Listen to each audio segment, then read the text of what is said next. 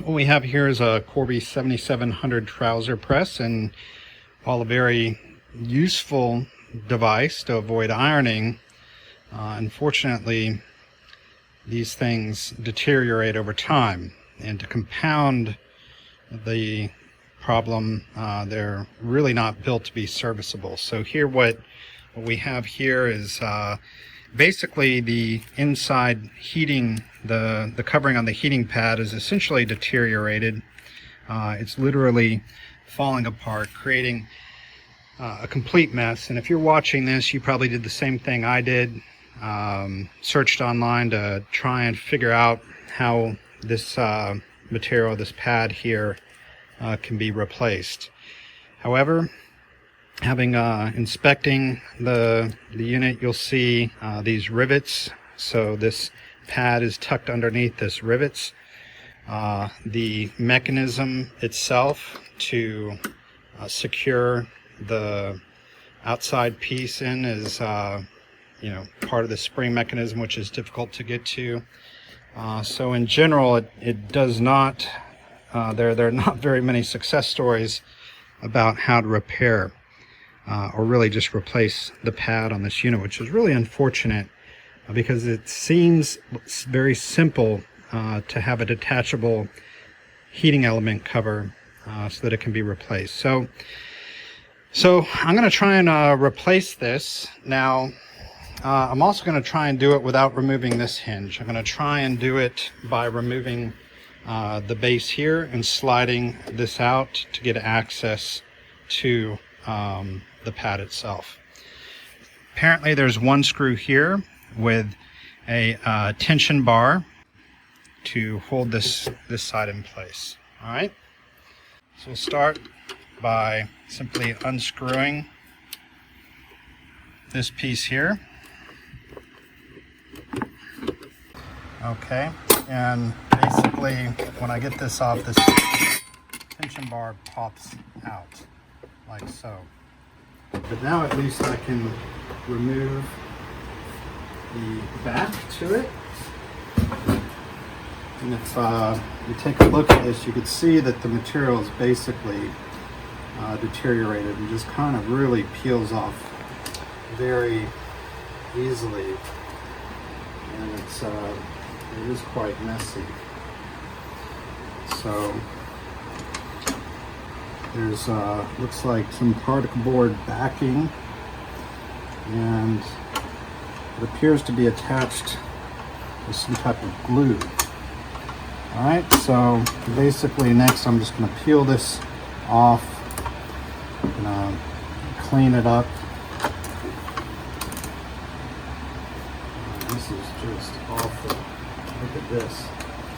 Honestly, I didn't even really use it that much. I had it stored in air conditioning for a while, but really, this material is really a mess. Okay, I've cleaned this surface reasonably well. As you can see here, these plastic sheets that cover the heating element peel back.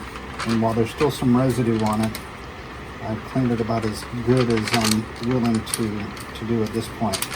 So basically, we'll tuck these back in to the sides as best as possible. As tight as we can get it. Again, I removed as much of the foam as possible. Now, I bought this, since cut it, but I bought this ironing board pad online. It was about $27. So I cut it to fit over here. And there's two pieces. There's this foam felt piece that I'm going to attach first.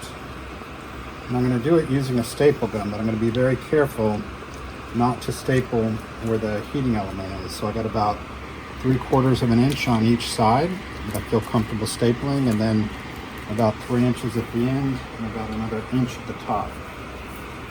So I'm just going to lay that out. I'm going to start to the corner here and then work my way around.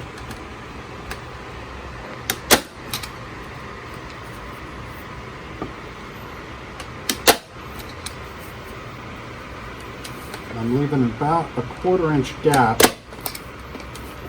around the edge so it'll be easier for me to attach the fabric on top.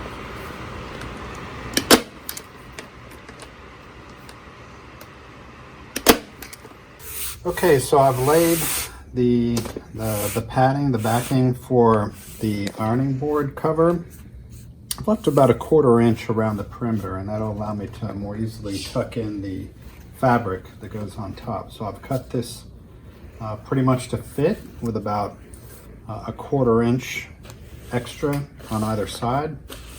And basically what I'm going to do is I'm going to tack it on both ends tightly because I have some particle board that I can staple into.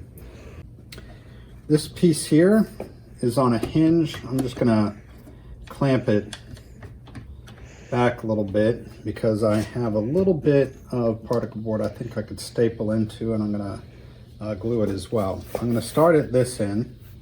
So I'm going to put the fabric, get a little bit extra on each side, and I'll staple it in. But before I do that, I'm going to put a bit of epoxy just on this upper edge to help hold it in place. Now this epoxy can stand heat, but I'm also about 1 inch higher than those heating coils, so I don't think it's going to get too hot. I just want, okay. So now I'm going to fold this down. Just going to kind of tuck it in a bit.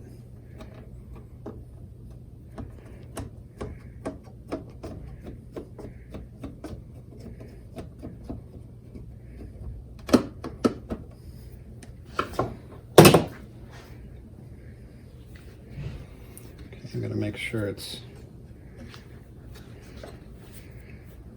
square here.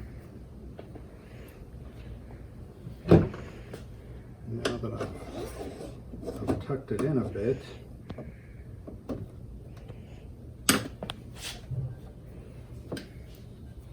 going to add a few staples at the very top.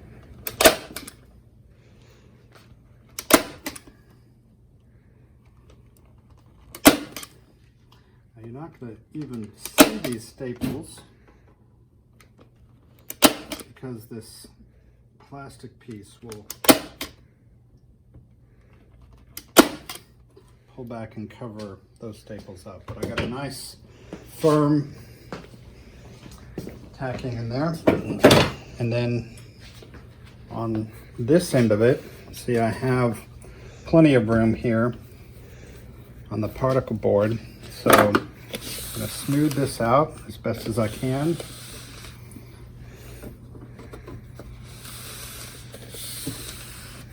With my hands, I'm going to pull it pretty tight, and I tuck it under here.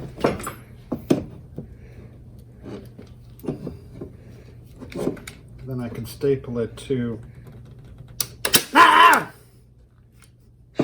staple it to the underside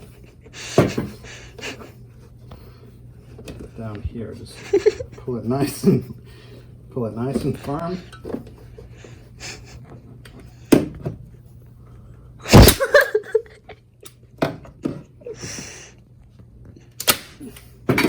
There we go. Gonna want to pull it firm. It's gonna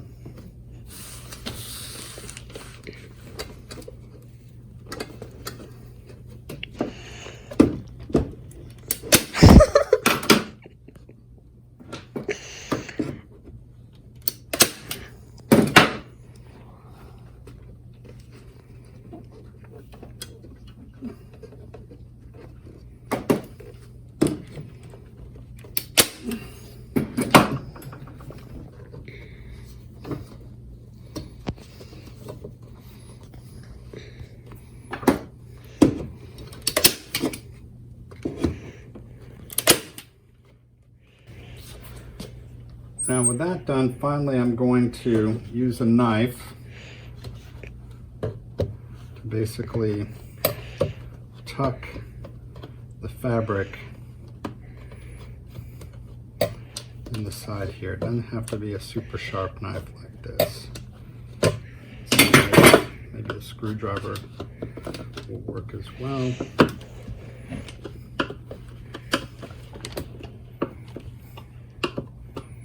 Kind of like you're installing a headliner for a car. So using a small screwdriver, we can just tuck the fabric in under this side here, just like that. Just kind of work it around a couple times, make sure it's snug.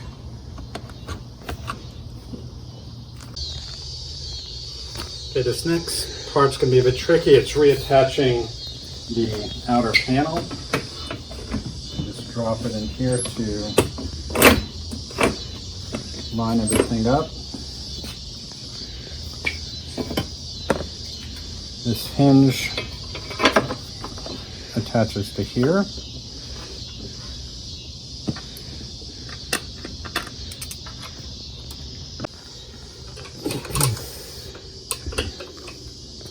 This piece is hinged with the tension rod. Can't quite get it in there, so what I'm going to do is unscrew this base piece out.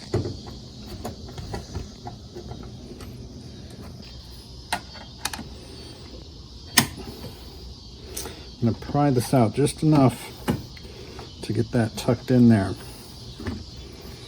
Okay.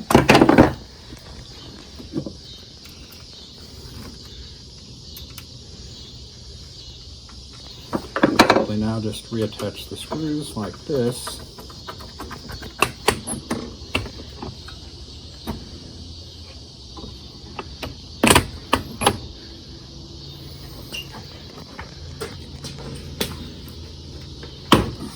Got that right. There we go. It's all back together, ready to reinstall.